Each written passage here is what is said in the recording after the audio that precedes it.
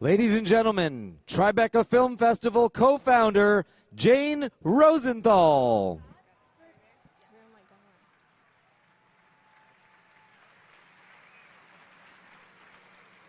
Good evening, everyone. It's my honor to complete our 2017 Tribeca Film Festival by introducing you to our moderator for this evening, Taylor Hackford, joined by, gentlemen, please come out, Robert De Niro, Talia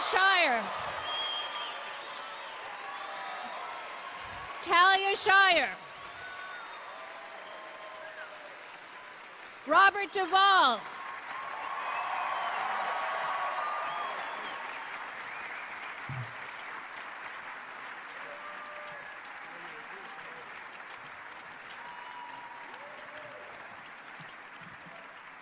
Robert Duvall.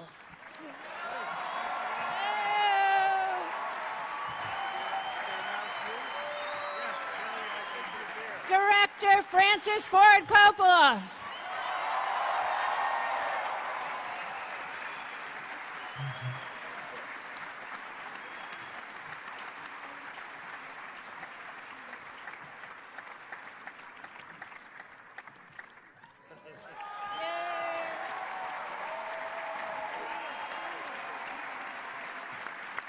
Pacino.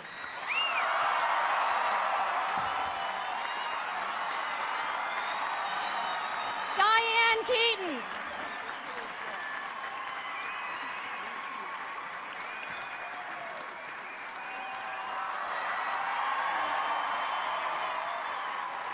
And James Caan.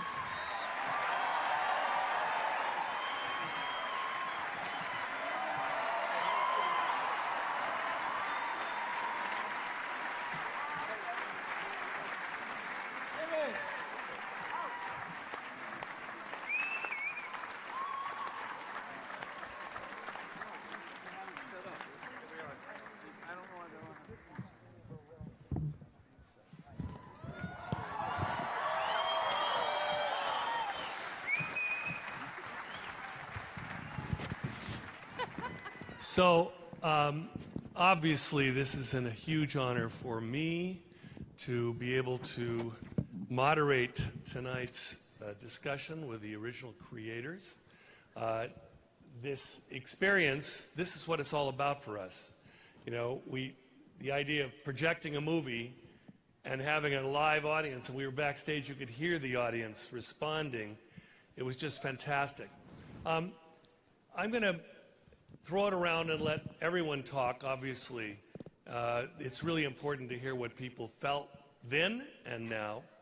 But one of the things I want to start with is that when you have a film like this that is so monumental in its impact, you know, its history, one tends to think, oh, well, it was always that way. It was this huge project in Hollywood. It was begun with all this auspicious talent, and Paramount knew what they had. When in reality, and I want to throw this to Francis in a moment, in reality, Paramount bought The Godfather. They'd had a horrible experience, a huge loser, called The Brotherhood, starring Kirk Douglas a few years before, and they didn't believe that mafia movies were going to work. So they literally had the idea that this would be a quickie, low-budget movie that they could put out to take advantage of the bestseller nature of The Godfather, but they didn't want to make a commitment. So when they first started to adapt it, they wanted to make it a contemporary film set in the 70s. And they did a script, and that didn't work. And then they finally started to say, well, what can we do to make this cheap and fast? In fact, the way it was described is cheap, dirty, and quick. And this is the thing that's interesting. We're looking at this august group of people, but Francis Coppola was an independent filmmaker who had made The Rain People, which was a low-budget movie. Al Ruddy and Gray Fredrickson had made a film called Little Foss and Big Halsey, which their claim to fame was they came in under budget, and and under $1 million, and that's why Paramount chose them. And I think that this is important to understand, that sometimes, all the time, Hollywood's looking at, they're usually wrong. In this instance, thank God they were. But I want to throw it to Francis, because he's got a fantastic piece about his notebook. In his notebook, he talked about one day in 1969 where 3 things happened in his life that changed it. Francis? Take mine. Thank you.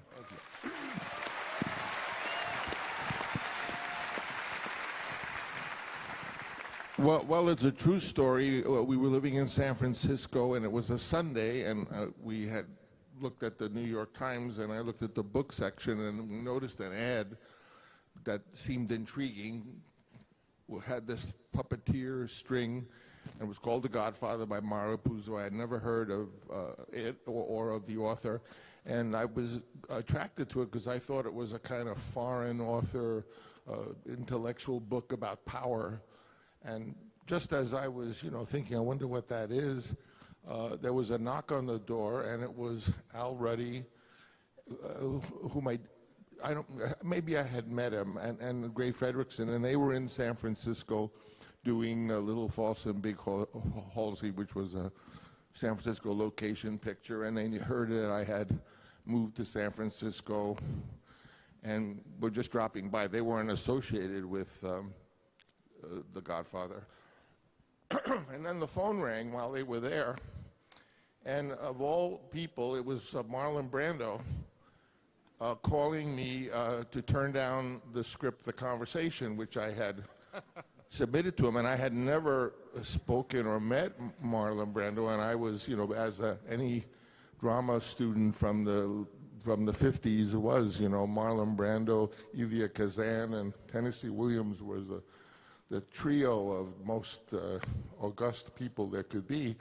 So on that one day, and he was very nice, Marlon turned me down, but called me personally to tell me that. And I've often thought how odd that is, that on that one day, Gray and Al Ruddy, who were going to be the producers of The Godfather, the book itself had really struck my eye, and Marlon Brando, who was eventually to appear in it, all kind of came together on one day. I tell that story, and I always say, but it's really true. It really happened on that one day, so it was pretty remarkable. And Francis, tell us what you thought when you finally read the book. I was disappointed in the book when I first read it because it was very long. I don't know if any of you have read the book, but if you remember, much of the book, maybe a third or a quarter of it, was about Lucy Mancini's anatomy. You haven't read the book, I can see.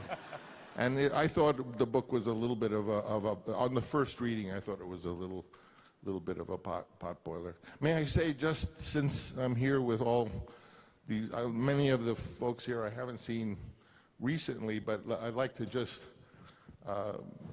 thank those who aren't here anymore.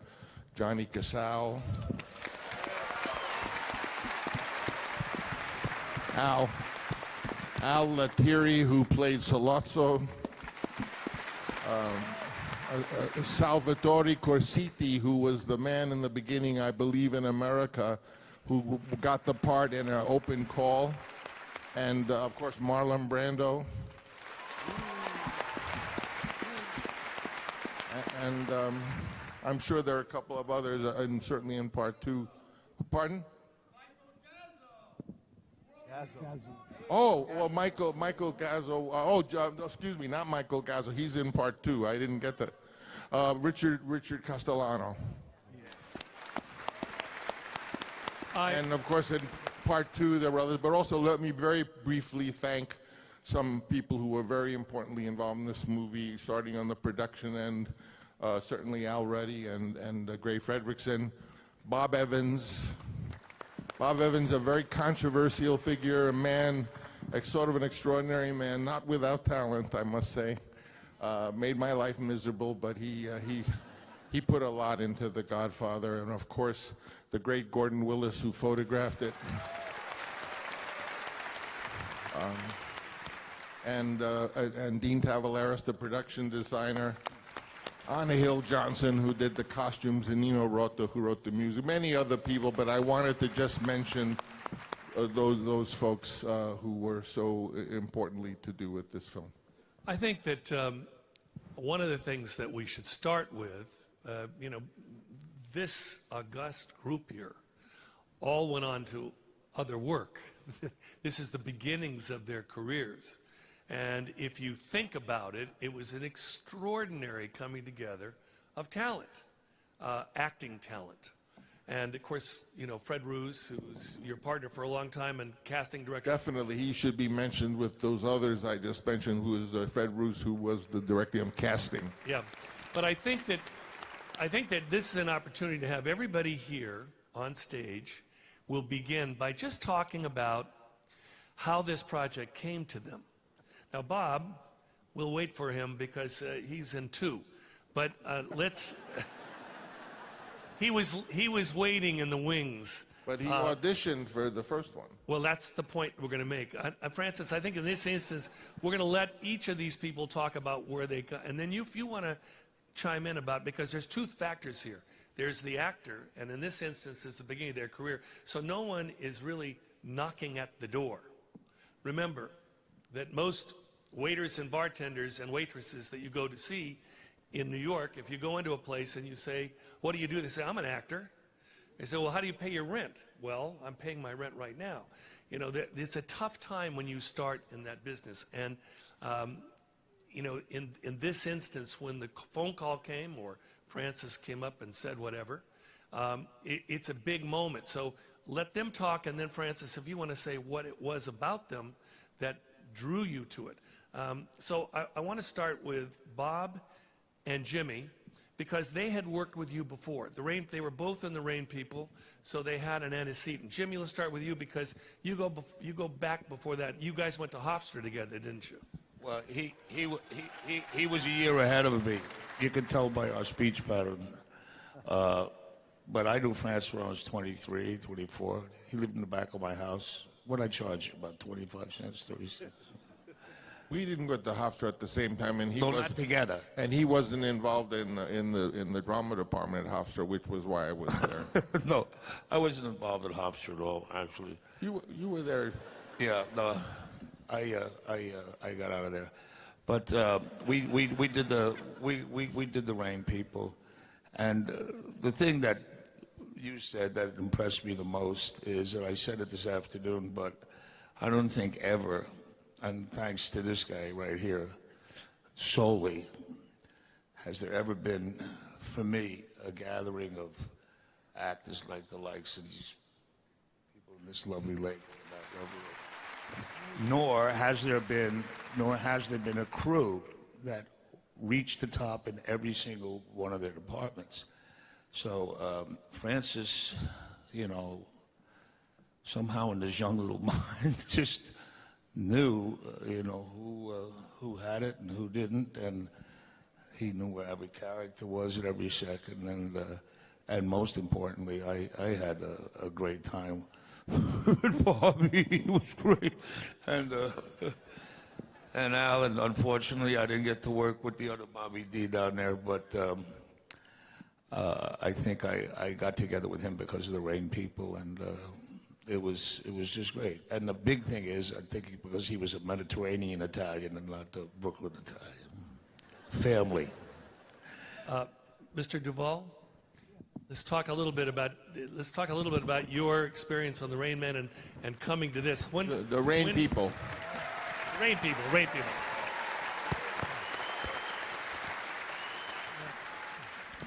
Well, I was in the Rain People, but I was only in the Rain People because somebody else got fired. Remember that you put him out, and I came in. And it was great to be there, and with Jimmy and everybody in the Midwest, and after that George Lucas was there, and it was a wonderful experience. And I never got to know Francis that much because he was really very busy, and he didn't say much to me, but it was great being there. And then when we were going to do The Godfather, it was a kind of a makeshift kind of audition we all had up in San Francisco, right? Right. But I want to thank Francis for giving me the part, and thank Bobby for having this tonight. This is wonderful. I don't know what else to say, except that we had a great time working together in The Godfather, and Brando particularly liked Jimmy Caan because Jimmy can be pretty funny. And when Jimmy would tell a joke, it would take Brando like 3 seconds to get it. Then he'd go, then he would get it.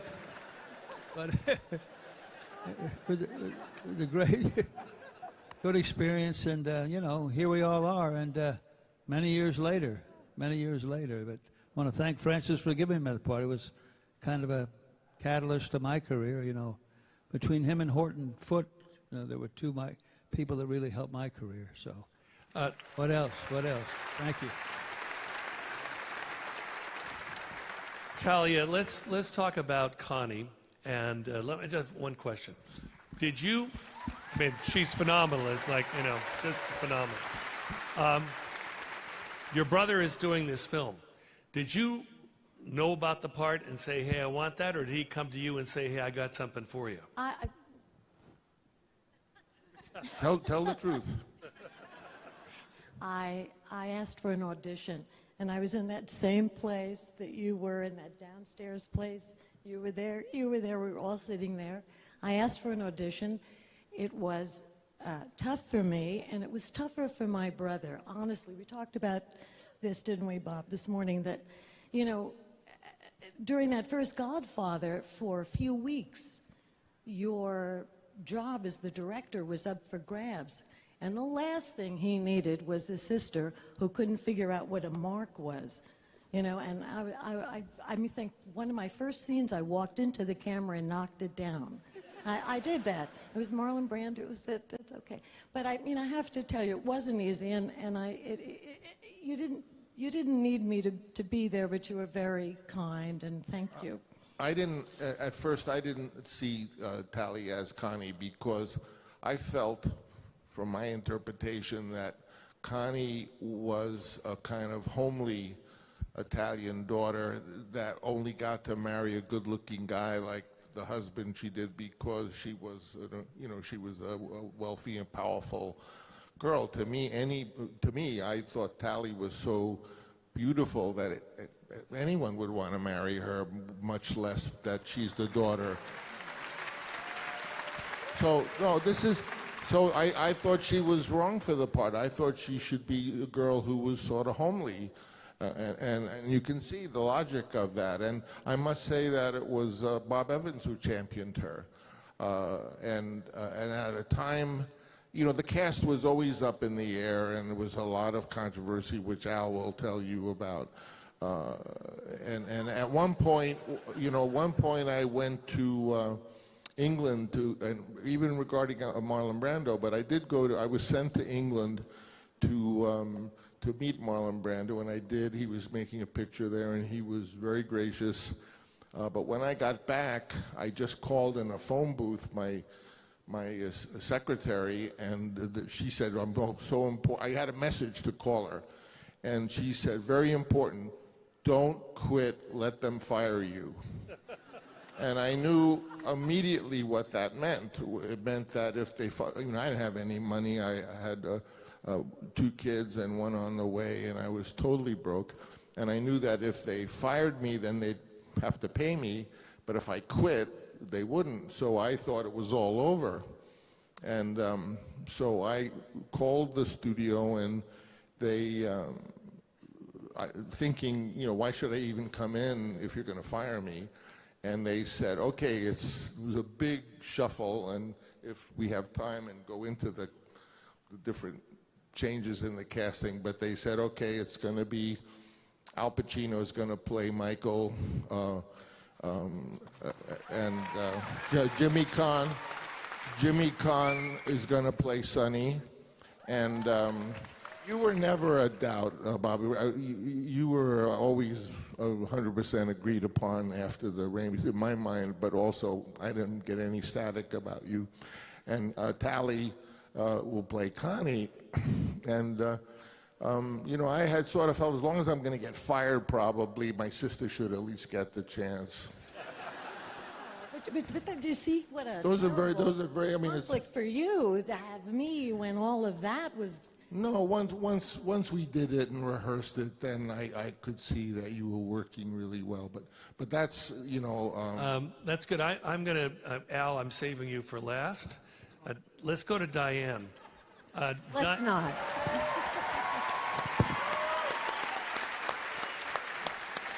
Diane, If it works. Oh, here I am. Sorry. Yeah. how did this project come to you? How did I honestly, really, I don't know. And the strangest thing about it was that I auditioned, and it seemed to me, now maybe I got this wrong, Francis, but it seemed to me I got the part before, but I didn't understand why. I still don't. But then I read recently that Francis thought I was eccentric. Yeah, right. So he wasn't wrong, but then really, it was really interesting because it seemed to me like I auditioned with several other potential Michaels. Am I right? I saw you. You auditioned with 100 Michaels. Didn't I? Yeah. Yeah, but And can you I had imagine? seen It was- you. I had seen you and Richard Castellano in Lovers and Other Strangers. Oh my God. And That's from why I that, make, yeah. And from that picture, I thought you would be an excellent. you did? I Okay, didn't yeah. know that. And to say you were eccentric, that's not So odd. entirely. But what it was is Kay was written as this New England wasp in the Yeah. book and Yes. thing, and she was pretty straight. And I felt, how could I give her? How could she have the interest and something beyond being a beautiful, kind of that type woman? of wasp woman? How could she have some stuff that Yeah. would be interesting? And I felt that you would, just the mere casting of you playing the beautiful wasp girlfriend would give it a lot of texture and interest. And that's why I cast. Well, I appreciate that. So now we come to the role of Michael, and this is a saga in itself. Bob Evans was mentioned.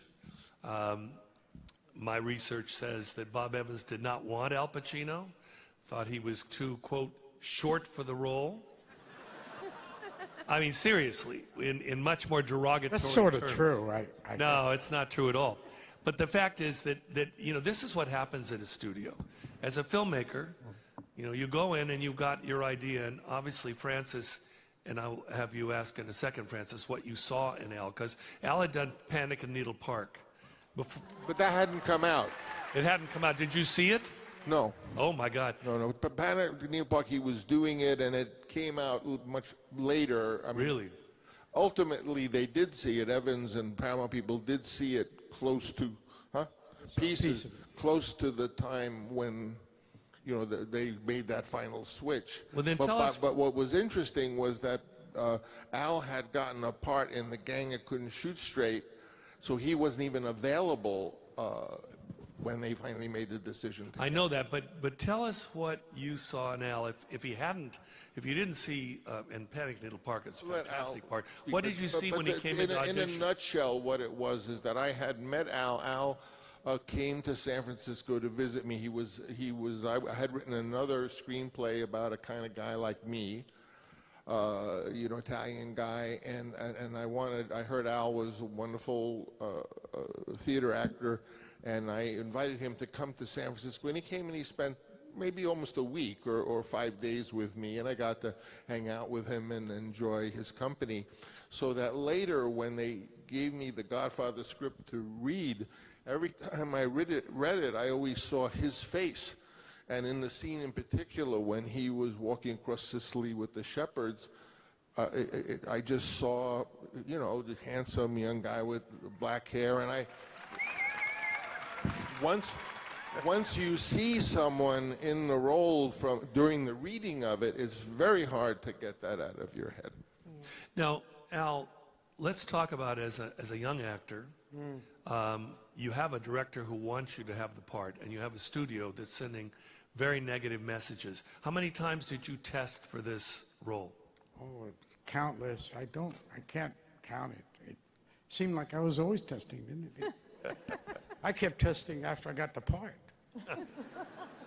But I remember once I called him after he had tested 6 times, and his girlfriend got on the phone, and I said, Val would just come in one more time. And she says, what are you doing to him? And she just yelled at me and berated me. You're torturing him. And that's true.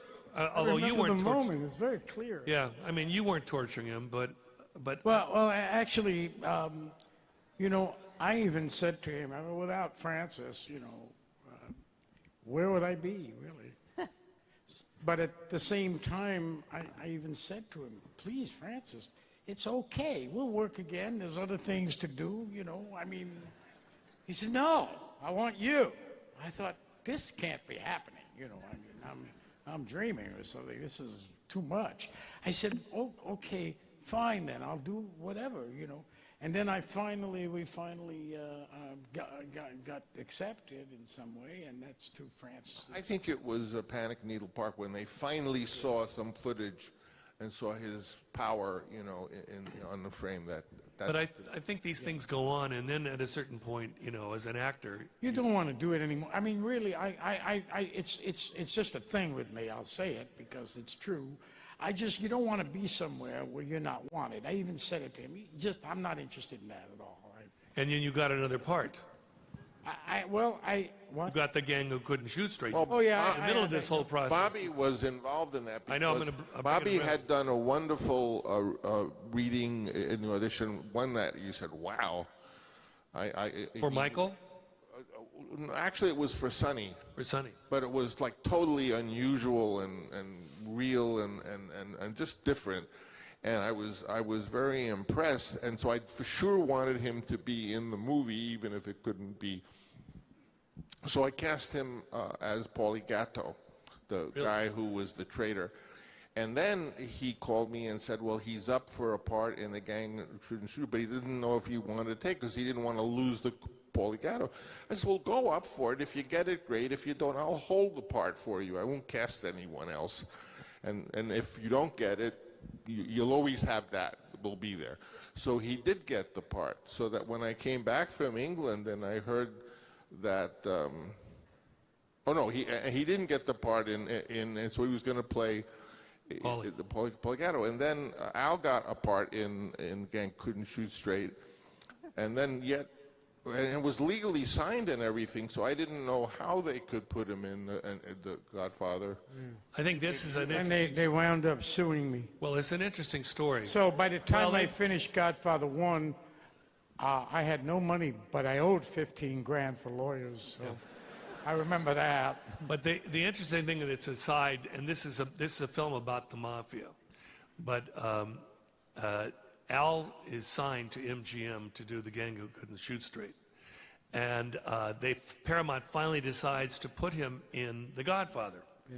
And the guy who was running MGM was a guy called Jim Aubrey, who was also known as the Smiling Cobra.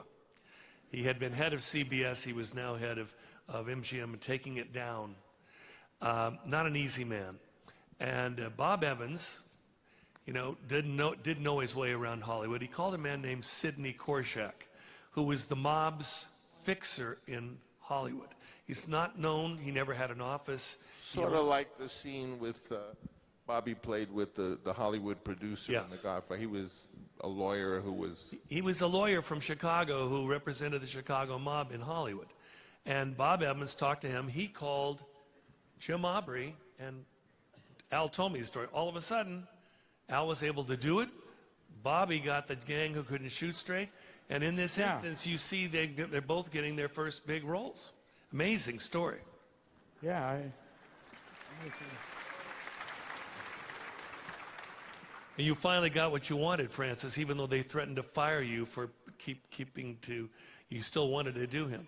But the test that Bobby talks to, that they all went to San Francisco, interestingly, including Diane, everyone, they had the whole cast for like a $6 screen test. That my wife was doing the haircuts, and they had the whole cast, but then they were not satisfied, so we then spent hundreds of thousands of dollars doing screen tests with every bright young leading man and many, you know, just, I would think In fact, we did so many screen tests that I remember, and this is no doubt true, that Charlie Bluthorn said, he had a Viennese accent. He was an interesting guy.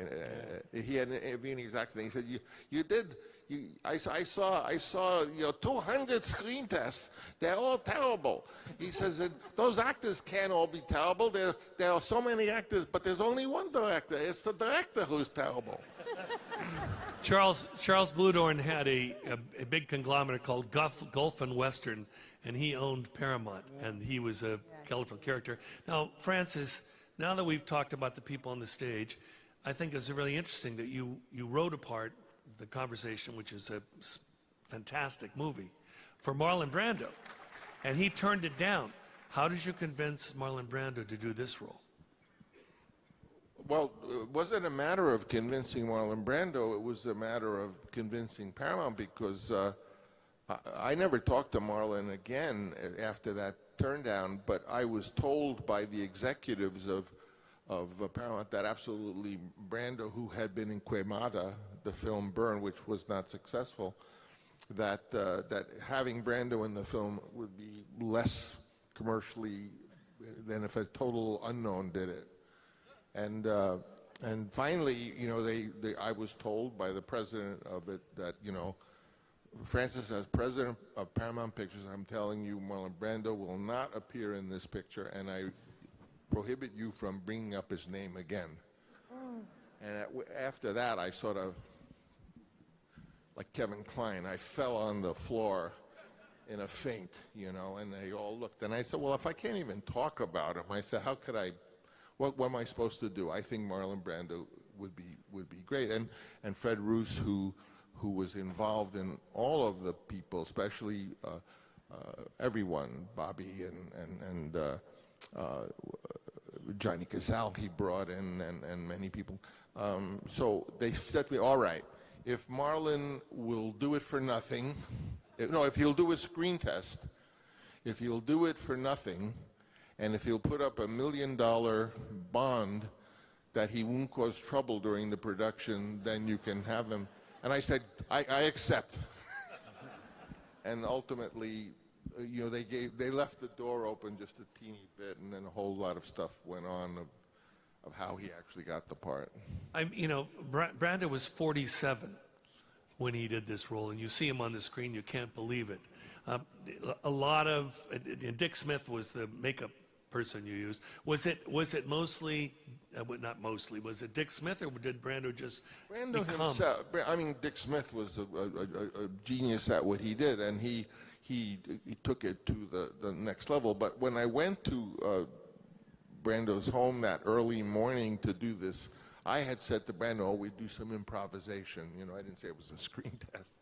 And I went and I brought, a lot of provolone cheese and salami, the props I could put around.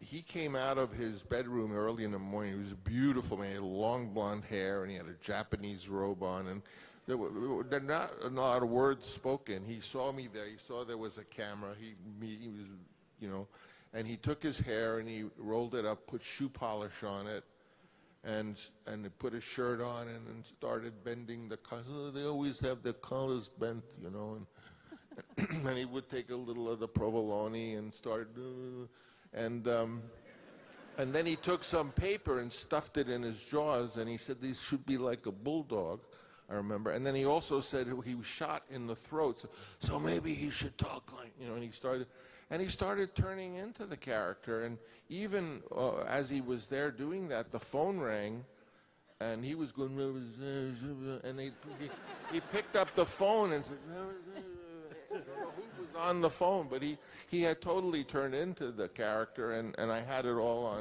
on videotape, and that's really what sold, did the trick. I mean, when you have this in mind, that Brando, because we know who Brando is and what he had done.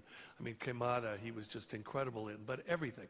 But when you see something like that happen in front of your eyes, were you inside jumping up and clicking your heels? Oh, I thought it was miraculous, and of course, I was very impressed with him. I communicated with him. You don't talk to Marlon in like about acting stuff. He just wants to hear louder or not so loud, or he wants to be told where the camera frame is going to be, and then he proceeds. Or you can put props to him, like I put that cat in his hand, and he just would use whatever. Did you literally pick that cat up and That put it was in a his hands? studio cat. Yeah, one take, only one take. Oh, my God. Put it in his. Oh, my God.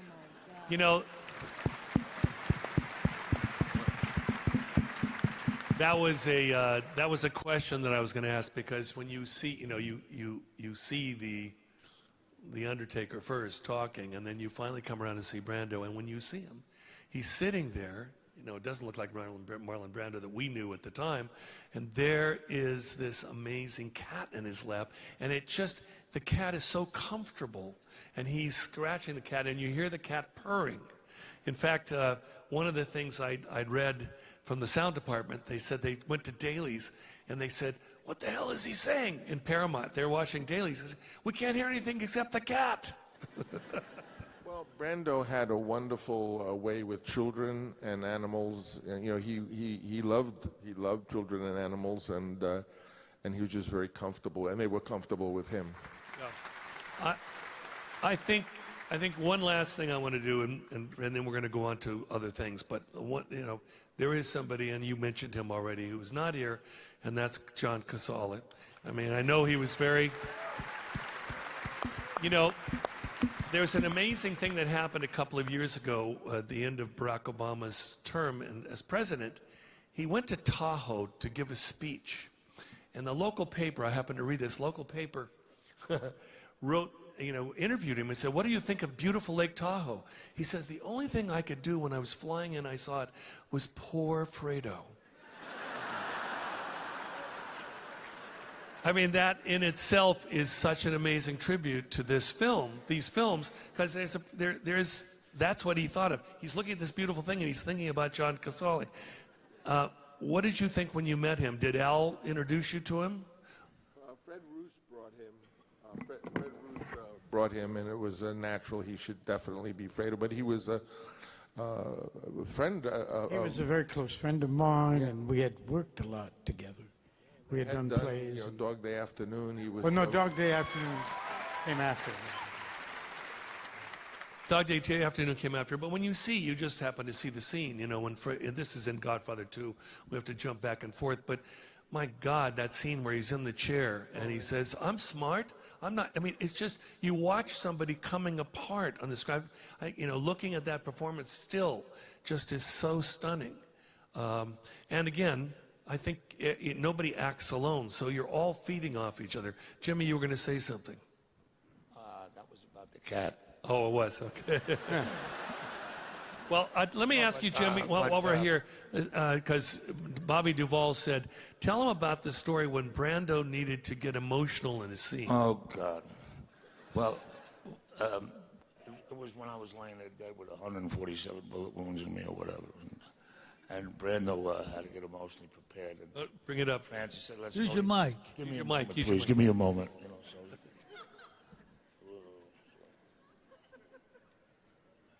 Okay, and then he did it. And then about. Use the mic. About a day later. I don't do this. A day later, Bobby had to do something, and I said, "Would you give Bobby a moment, please?" And Bobby said, and he just walked across the stage. That's all he did. Use your mic. Huh? Use your mic. Oh, hey, Bobby just walked across the stage. But the thing that I did want to say about Brando and his availability to everything in his that cat, I remember being there that morning, and that was the morning. Wasn't it just that same morning you put the cat there? The cat's only in one take. It was just a But studio that cat sat there like it was there for 1,000 years. He just never even referred to it. You give any actor a prop I mean, like the that. amazing thing about the cat, too, he's sitting in the lap, and when Brando gets up, he puts the cat on the desk, and the cat just sits down on the desk. It's like you feel that is Vito's cat, and that he really is comfortable with that. I mean, when that happens, it's serendipity. Yeah. Just as an interesting note, but I think the key for me of what happened that made that family was remember the rehearsal when we just had met Brando for the first time, and we had a dinner in the back of Patsy's restaurant, and it was like, and Tally served the food, and you were sitting to the right, and Bobby was sitting next to, and everyone was excited because Brando was there, and you know, Jimmy was like telling lots of jokes and trying to impress him that way, and Al was just looking serious, trying to impress him. And every time Brando looked away, Bobby would do an impression of Brando. and John Casal was, and after and Tally was serving the food, the plates, and after that dinner, made me realize that improvisation with food is very lasting, and they sort of had who they were going to be after that. Yeah, that's true. Remember that? That's true. It was easy because he was like the Godfather to young actors, really. Yeah. Brando. Oh, yeah. I want to tell one quick funny story about Francis. We had Luca Brasi there one day, and he had to come in to the door. I said it this morning, but this shows you his genius. Oh, the phone, yeah.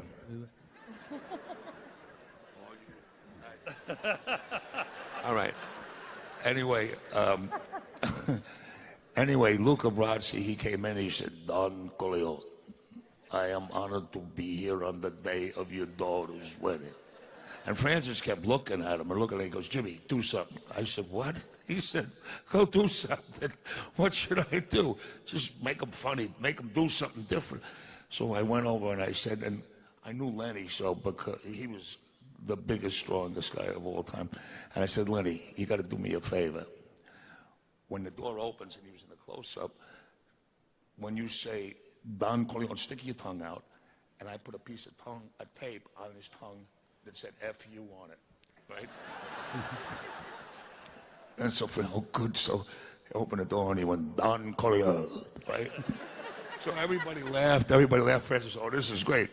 So then he opened the door again, it's Don Corleone, and Marlon had F-U-2 on it, you know? But the brilliance of it was, when we went back to do it, he never changed one syllable, never changed the tone. So Francis, 3 weeks later, I think it was, at the wedding, he came up with, it's brilliant, came up with Luca Brasi, which was never there, studying their speech and made it work like that. It was brilliant. And we shot that after. Yeah. In other words, you did the scene in the office first and then shot outside. He never did get through the lines.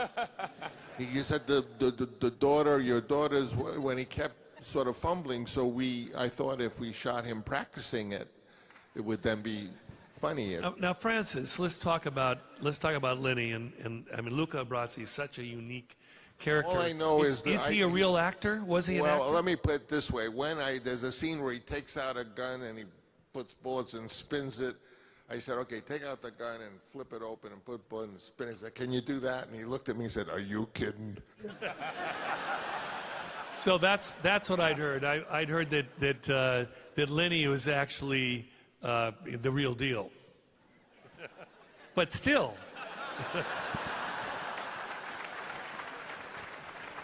There it is. Now, the important thing before we go on, listen, I figured that any of you want to leave, you can leave. But the fact is, this is a historic night. I want to stay here and get as much as we can get.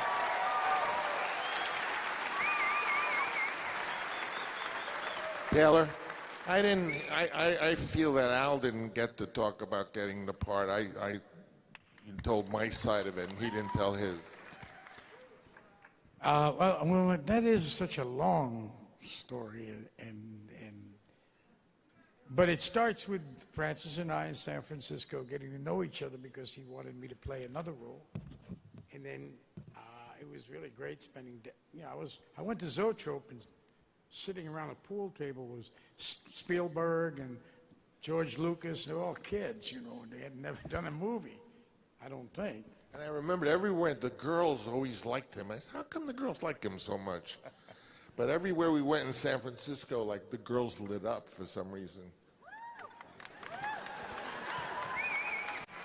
Even when Choice. after Diane did 1 million screen tests, she came to me and she said, "Pick Al, pick Al." Anyway, I got back, and then they didn't want us. They didn't want me actually for the movie. He had written a beautiful movie. You know, Francis wrote Patton. You know, with George C. Scott. He wrote that screenplay, and he's a great director and a great writer, and it was a great script. That script was wonderful. It was almost abstract, a surreal movie about a professor who falls in love with one of his students. It was beautifully written. Anyway, they turned us down. They turned me down, and then Francis never did it. And I went away, and I said bye. And a year later, my phone rings in my apartment, and I pick it up, and it says, "Hey, Al, hi." I said, "Who's this?" He says, "It's Francis." I said, "Francis?"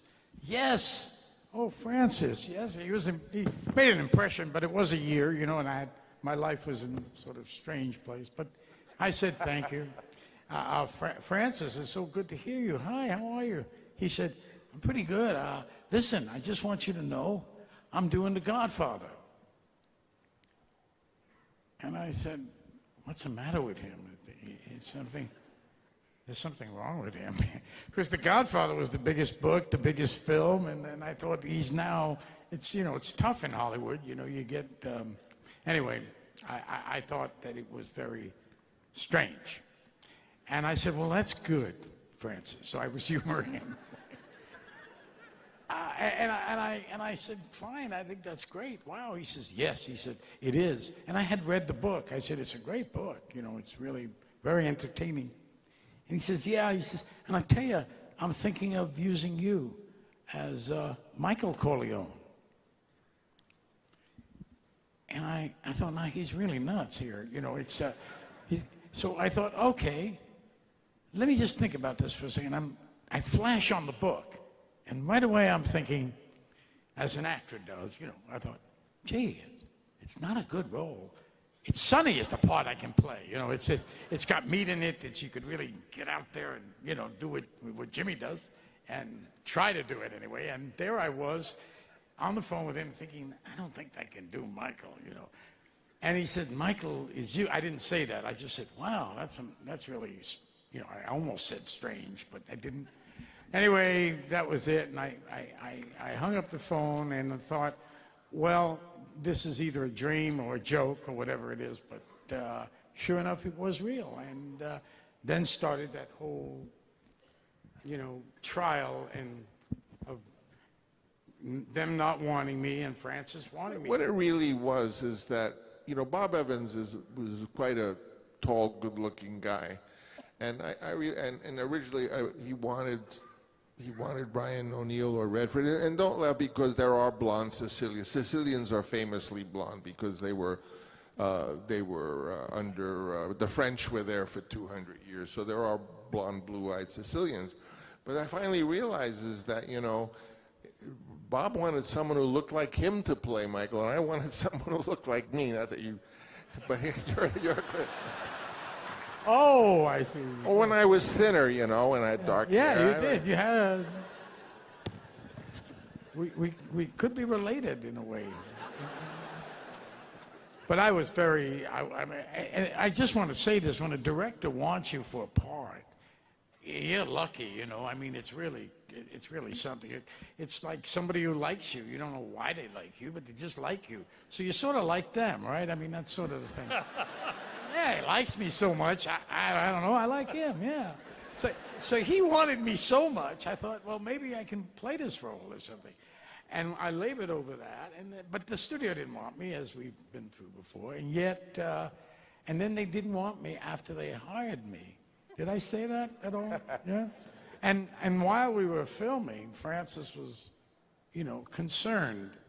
Again, I was new to films. I didn't know what to do quite. But I had a sense of this character because I would think about it all the time. It was in me. I was living on 90th and Broadway, and I walked to the Village and back every day. Well, it's not a big thing, but I did it. And I did it thinking about this role. just trying to figure out where could I go with it, you know. And finally, I didn't quite know. I had some idea. Of course, I was unable to articulate it to Francis at the time. I just didn't have the, you know, as you can tell, I mean, it's not easy for me to talk. But you'll get used to it. But in any event, I came and I started filming, and it was dizzying, you know, the whole thing. Diane and I in that wedding thing. I mean, we got so loaded after that wedding scene. I can't tell you. You can't we were tell on the floor. You can't tell from that wedding scene where he tells her about the guy and your brains and the contract. That was literally shot at night because we were so late. We had lost the light, and we were in deep trouble schedule-wise, and they just pumped light into. I don't know if you remember. A lot of chaos going on there. It was yeah. very, very dark. But we were theater actors. We were not used to film, and I think that was the whole thing had a kind of surreal feeling to it. We got back, and we started drinking. We were just talking about where do we go from here? You know, we're gone. It's over. This is the worst film ever made. We know nothing about it. You know. So there it is, and we're going along. And I come back in, I don't ask, nobody talks to me, and only Francis who would talk to me, but the great guy for me on this picture was Al Ruddy. For some reason, Al would always come up to me during the shooting and come up to me and say, "Hey kid, come here, Pacino, listen to me, you're gonna be great. You're gonna be great in this picture. You're great, you understand?" I say, "Oh yeah, thanks." You know, I didn't know what I was doing, but it was really encouraging. He was the only one who spoke to me, because I would do scenes, you know, and I'd be in the middle of a scene somewhere, and I'd hear some. I really heard. It wasn't just hearing things. I heard people were giggling. You know, they were sort of snickering. I thought, what is that about? And it was about me, you know, where did Francis get this guy? I remember Francis actually, remember the time you called me into the Ginger Man? Do you remember that at all? What did you say? You were really cool. You were sitting there with your family, and you were very nice to me. The only thing you didn't do was, you didn't ask me to sit down at the table, which I took as a sort of strange, you know, reaction. And I thought, well, I'll stand here then. And you told me straight out that I got to start getting my chops together. You know, it's not, you know, I got great confidence in you, but I sort of, in a way, you were saying, you know, I sort of don't know what you're doing. And then you did one of the most wonderful things. You said, I've prepared the rushes, the takes that you've done, and they're at Paramount. Remember that now? Is that coming to you? No? Oh. Well, maybe you'll dream about it again tonight or something. But there I was, looking at... To show you the stuff. Yeah, you just showed me the stuff. I mean, that was amazing. He said, take a look at what you're doing. And I looked at it in this room by myself, and this big, and sitting there thinking, well, that isn't very good, or whatever it is. It seems okay. It doesn't even seem okay, but it doesn't matter, because my mind was always thinking that Michael was something you know, I was going for the ending of the movie, which makes him somewhat enigmatic, you know, and early on he's like someone who you don't pay attention to much, so that when the transition comes, right, finally when he becomes the Don, you go, whoa, where did that come from? That was my hope, and I tried to orchestrate my role that way, and so, but I sort of knew that I was doing it, but I was really on the wrong track. So I went to him and said, I see what you mean. I see what you mean, because I didn't know what else to say to him, because he was convinced of it. So I said, I see what you mean. And then he did what is the most brilliant thing anybody could do. He actually changed the schedule. He took the Sollozzo scene where Michael shoots this Sollozzo and the captain, and he put it up front. It wasn't scheduled for that day. And so because the studio was done with me, I was gone. And he showed him the Sollozzo scene, and they kept me. Oh, this is that. Yeah. Wow. Did I miss something there? Oh, it's true that scene, the shooting of the Sollozzo scene, was like the very early in the schedule, quite early. Maybe this. I know the first day was you and Diane at Best and Company, but it was maybe the second week we shot that scene, and that scene was even Paramount realized how strong Al was. That I could play Michael. For sure. You know, you don't understand what it's like from a studio point of view. These people have dailies, and they project dailies, and the head of the studio is there literally taking phone calls from agents. Here you are, your work is up on the screen. They're supposed to be watching and evaluating, but they get, I need to get him, I missed their call. So they're sitting there while the work is on the screen. This is the process of the studio system. It still goes on today. But, they're... You know what, I always didn't understand that quite, because we all know, being, film actors, and everything is the cut. It's how a scene is cut together. I mean, that's how, I won't look at rushes anymore, because it's you see this close-up that goes on forever, and then but it's how the editor cuts the film with the director. That's the so process. I won't look at them anymore. I know, but that's the process, Al. That's from a filmmaking point of view. What I'm trying to say is these people aren't filmmakers. No, I know. They sit there but Francis is out in the field saying, and he had to fight for Al to begin with, and then they're telling him, Francis, if you keep this up, you're fired. Well, what I was told on the third week when we shot Brando, his first scene, Brando's first scene was in the olive oil company with Sollozzo, and they hated Brando in it. They thought he mumbled, and they hated the film looking. The photographer liked very dark footage, to say the least. So it was very dark, and so we're out down there in Little Italy, across the street from where we were shooting that scene. And Gray Fredrickson came to me on a Tuesday and said, they're going to fire you this weekend. And I realized, of course, they fire the director on the weekend, so the new director has time so they don't lose any, to turn around, prepare, and then Monday there's a new director. And I realized there was a group of around, 12 people who were the naysayers, who were the ones who were, actively trying to get me fired. So on that Tuesday, I fired those 12 people. And then, because I had said, if you don't like Brando, let me go up there and, it was his first day after all, I'll shoot it again. And they said no, and I was very puzzled. I wonder why they wouldn't. It was so easy to just jump up. I could have done it in a half a day. And then that's when he told me they're going to fire you. And then I fired the 14 people, and I went up and we shot that scene again. And I'm sure there were lots of phone calls of, can he do this? And, even I didn't know if I had the authority to do it. I just figured I'm the director. If I want to fire them, that at least can throw them into confusion.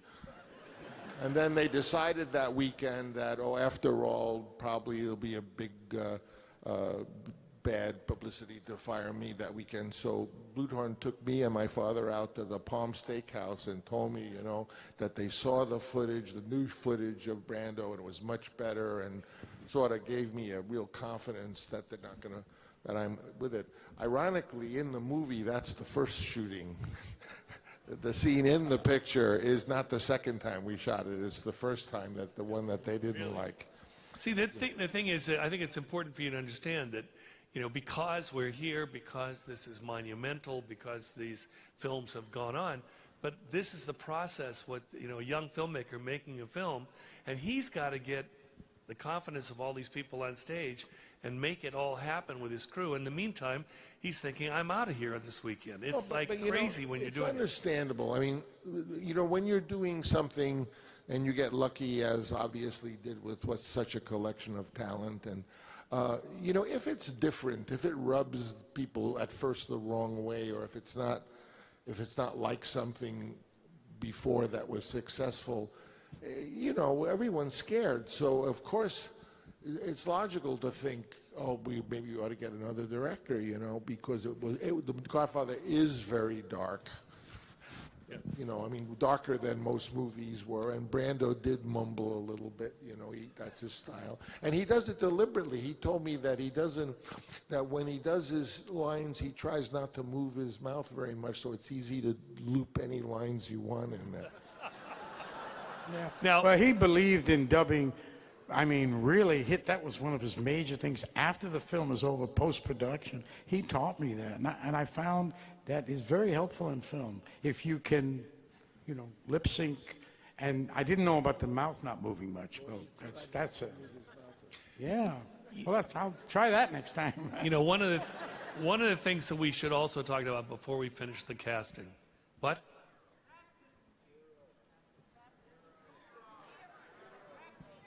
What?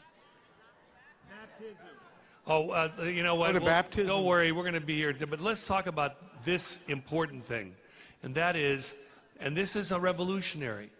This is the reason this film could be made by only an Italian. It's an Italian movie, and Francis had the revolutionary concept of making a film and casting Italian actors.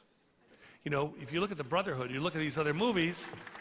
They're casting everybody. Well, Jimmy's not Italian, all right. Oh, but he's sort of honorary. One Italian twice. Yeah, right. he's honorary Italian. But the fact is that a lot of the actors in this movie are Italian, and in Hollywood they didn't do that. And I think that this film reeks of authenticity and cultural identity that actually fits the subject. And you actually took this piece and made it about America and about immigrants in America. But, you know, the thing was, he was not a Brooklyn Italian. He was a Mediterranean Italian, and everything had to do, I'm a Long Island Italian. No, but I mean, everything was about music and art, and it was okay. You know, I'd killed somebody because of my sister, or 80 guys died. The only question I used to get asked was that a real horse. Nobody came to about 81 people got killed. Was the horse real? Yeah. The horse was real. But that, you know what I mean? Everything was okay for the sake of family. Let's take 1 second and we'll get to the baptism. But Gordon Willis, you selected. This film has some of the darkest photography ever in it. You had not worked with him before. What was it? Clute? What drew you to want to work with him? Well, when the first movie I made was edited by a gentleman named Aram Avakian, and Aram Avakian had directed a film based on what was it called? Yeah, and the photographer was Gordon Willis, and I had heard about him and admired him through that connection with Aram Avakian. Well, it's just it was a revolutionary look. Extraordinary. Yeah, well, he was, you know, Gordy Willis is one of the greats, all-time greats in the cinematography. Since we had a lot of people out there saying the baptism, clearly the baptism... What about the baptism would you like to know? Yeah. Well, it's, you know, first of all, let's talk about the music, the intercutting, all of that. What had happened with the baptism was you know, a screenwriter is constantly trying to figure out how to get into one sitting or a 2-hour, 10-minute movie from a novel, which of course you read over evening, and you're constantly looking for ways to condense and smush stuff in a novel into the script. So my idea was to take what was, you know, 40 pages of the novel, and through the device of the baptism ceremony, kind of wrap it all up for the end of the picture that way. So at first it was a screenwriting device on how to get a lot of pages in the novel expressed in a short time, and let the event of the baptism, let all the murders and wiping out the 5 families rotate around that. It was the editor, and the first cut, it wasn't really working, and we had 2 editors, wonderful editors. One of them who was working on the second half of the film, named Peter Zinnerg, had the idea to put in that organ, and that organ just totally, once he put that in, it just gelled, and the baptism really was worked. the man to my right has been very quiet tonight. He's our host.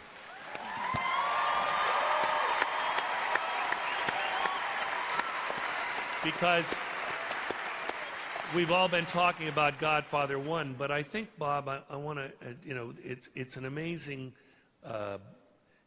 pressure to come in at a certain point. You're coming into Godfather 2, and Marlon Brando has won the Academy Award for the role that you're playing.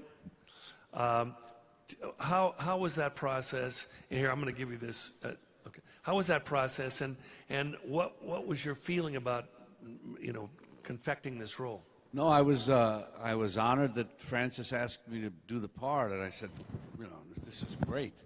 And so I remember that Gray Fredrickson and I went up to the Gulf and Western Building, Paramount, when it was at Columbus Circle, and to like 30-something floor, whatever, in a screening room, took a tape recorder, the old, reel-to-reel, and filmed the scenes that Brando was in. And I played them over and over again for myself as I was working on it. But it wasn't, it was great. I looked at it in a kind of a scientific way. I had to sort of find spots where I could do stuff to imitate what he's doing. And I enjoyed it, May I just offer that in my idea to, obviously to get someone to play Brando role as a young man is daunting.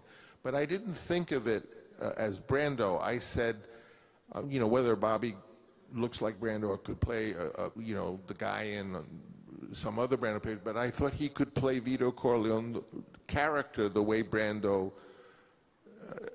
created him, that he could be the younger Vito Corleone without ever going through Brando. You know what I'm saying? That you just don't think of Bobby's not like a Brando lookalike necessarily. But he could capture what Vito Corleone might have been as a young man, which he did. Well, he absolutely did. I think to the point that he did, because I think this is the only time in history that two actors have won the Academy Award playing the same role in two different films.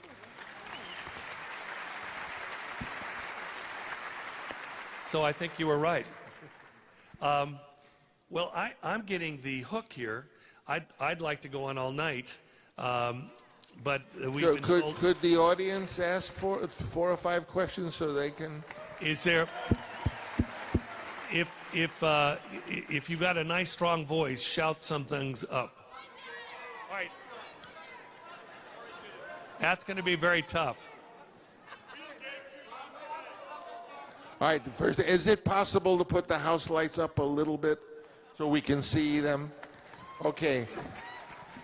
So now you can point to someone waving their hand, and we'll get the Right, gentleman right there. There's a who's lady standing. down here. Yeah, who's that? Go ahead. I saw you were 7 rows back watching the film. During this screening tonight, what were you thinking? Same question to all of you if you were watching it. What do you see when you see it again on an occasion like this? I haven't seen these movies for years. I tend not to see the movies I worked on, and I sat there. I know I haven't seen Godfather 2 for a really long time. I saw the first Godfather because we had to do the restoration because the print was not in good shape. But I found it a very emotional experience. I forgot a lot about the making of it, and I was more in the story. And the story used a lot of family, my personal stuff, where it had, my sister in it and things in the script I had deliberately. So I found it a very emotional experience for myself. Diane told me today that you'd seen the film recently. I saw it on my computer.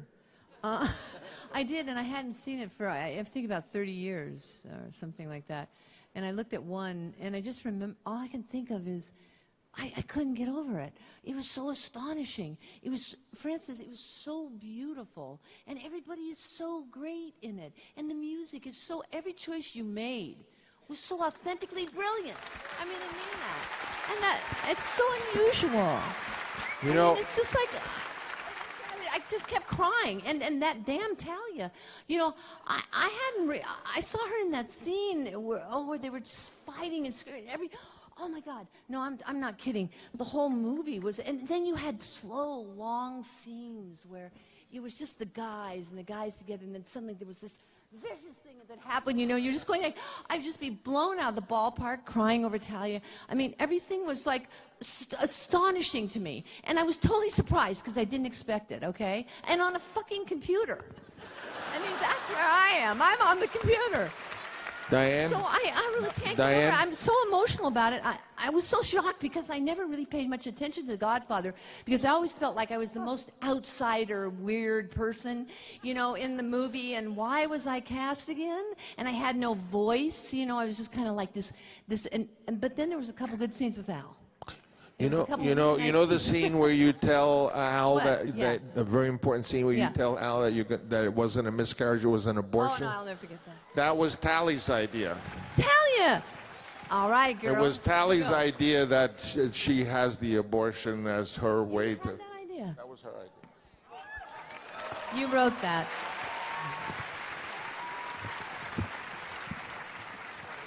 Right here. Shout it out. Wait. Go ahead. Last question, please.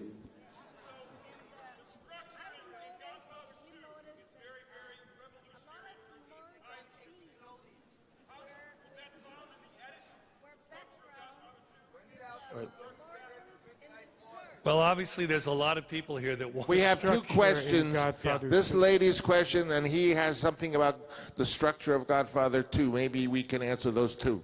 Good. What was the question about? Sorry, young lady. The structure of Godfather 2, your question was?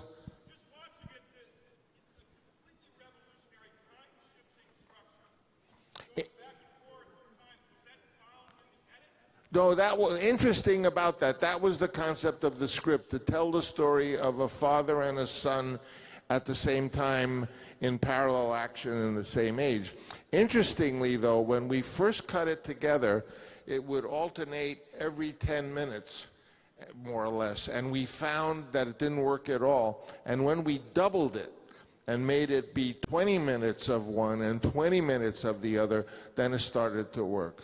Just interesting, but it was written with the back and forth kind of shorter duration.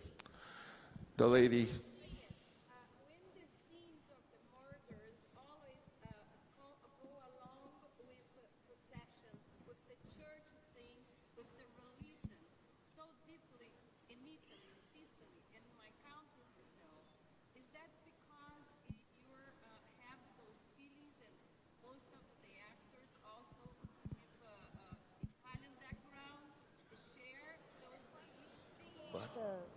The question is the fact that the violence is sort of being expressed through imagery of religion and procession. I don't know. You know, it's like operas like Cavalleria Rusticana, and the tradition, in my mind, is there's a sort of odd pageantry to violence in certain, if you see it that way, or certainly, you know, as we know historically, in the 17th century, the church, there was all kinds of incredible violence going between the struggle between the different, so I don't know, I just, in my mind, it seemed that there was a certain violent pageantry that was linked together. I think one last thing about and an irony. Just the music. You're talking about the music in this piece, and there very seldom do you have a score that is so definitive. And you know, Nino Rota, when he did this, I mean, did you see La Strada and go on? Did you know? I knew Nino Rota's music very well, but the score that really sealed it for me was Rocco and His Brothers, because Rocco and His Brothers has this beautiful, deep, heartbreaking, tragic family story, and I felt that Nino Rota wrote that as well as the Fellini scores, but that was what cinched it for me. Extraordinary. What? Do you think this film could be This film could be made today, but it wouldn't get a go-ahead. No, this major studio, which it would take. The first Godfather cost $6.5 million.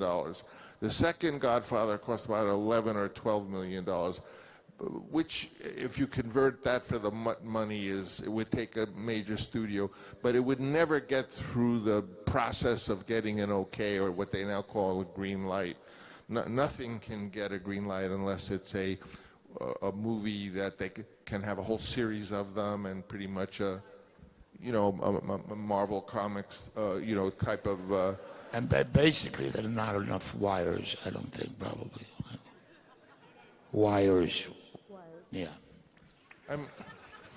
What a voice. Once Kirk Kerkorian, who owned MGM, asked me, he says, how do you make a film that is successful financially and also artistically? And I said to him, risk. Well, nobody wants the risk when you get into business.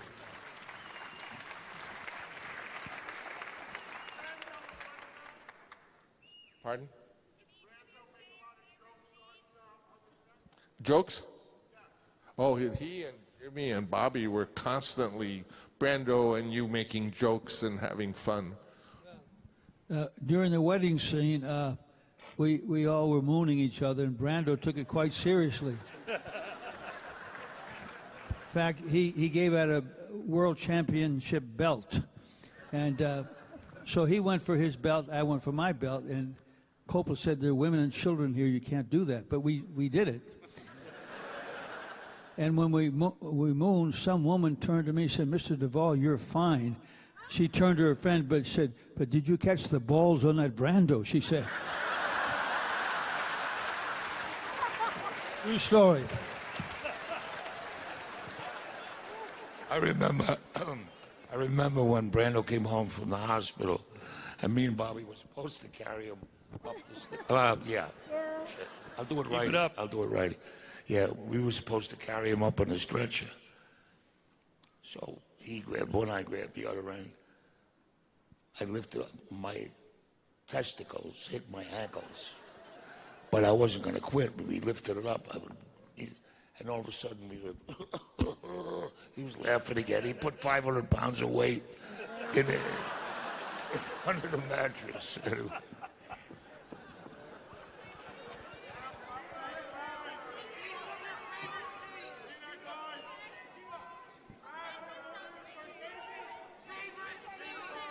Francis, I don't think, do you have a favorite scene in the picture? No, there's so many wonderful scenes in the cast, and so many beautiful scenes. I feel that an unsung hero in this is someone who's passed away, was the villain, because if you have a good villain, someone you take seriously, and I think Virgil Sollozzo, played by Al Lettieri, was, he wasn't, he was dangerous. Yes. Don't you think? So that made the whole story work better. In the scene where Tom has been kidnapped, it's just a brilliant job of doing a scene in close-ups. It's very dark, and Sollozzo's trying to convince Tom Hagen, but in the moment where we know that he's already hit the dawn, and we also know that Luca Abrazzi is dead. And Tom says, well, you can do this, I can talk to this, but you can never stop Luca Abrazzi. And there's this close-up of Sollozzo's face where you could just see it. It's not like he's leering, but he says, let me worry about Luca. It's the most fantastic moment. What's really, for me, beautiful about that scene is that Bobby, when he gets the news that they've killed he plays it not like the lawyer or the goat, he plays it like the son. And you can see he's crying because his father has been killed. And there is, again, the incredible moment where Tom Hagen has to tell Vito that Sonny's dead. And in that scene, there's another moment, which is, he's so wanting to have his, and at the end of the scene, Brando goes over and lets him hug him. It's just incredibly, there's so much emotion in this. They're a family, you know. I mean, that's what it really comes down to. That's what it really is all about. Ladies and gentlemen, please give it up for the director and cast of The Godfather and The Godfather Part 2. They